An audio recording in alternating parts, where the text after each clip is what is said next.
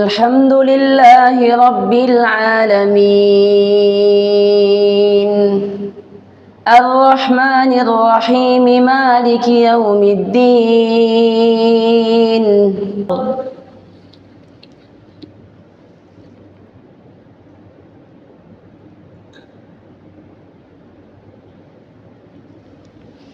سمع الله لمن حمده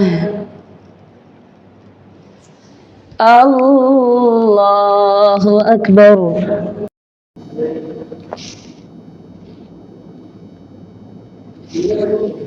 الله أكبر السلام عليكم ورحمة الله السلام عليكم ورحمة الله আচ্ছা আমরা সবাই বসি। ইমাম সাহেব, আমার একটা কথা আছে।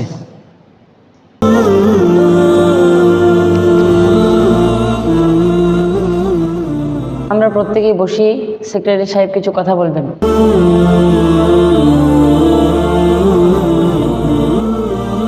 সকলে বসি। আমাদের আলহামদুলিল্লাহ মসজিদের মোটামুটি কাজ কমপ্লিট এবং আমাদের যারা কমিটিতে রয়েছেন আমরা সবাই বসবো।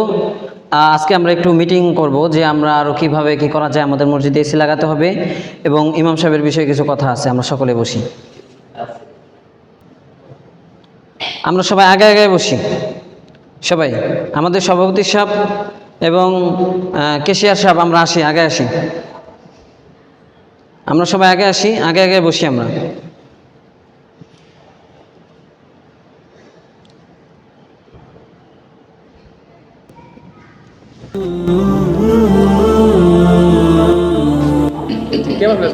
আলহামদুলিল্লাহ আমাদের মসজিদে প্রায় সব কাজই শেষ।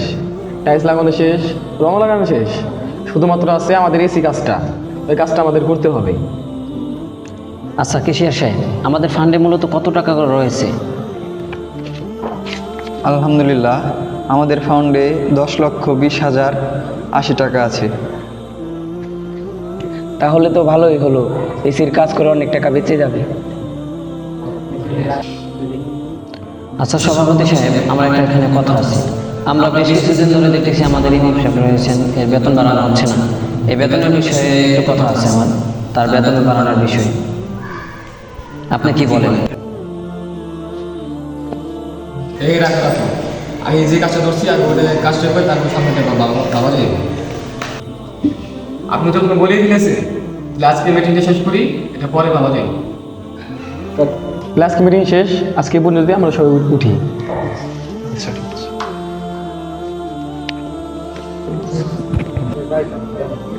কতদিন হয়ে গেল কমিটির লোক, তারা আমাদের ব্যাপারে কিছুই ভাবছে না।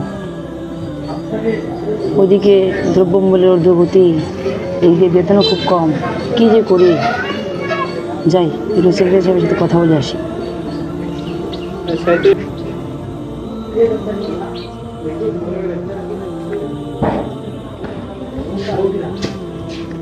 আর ইমাম সাহেব, আপনি এখানে বসে আছেন কেন?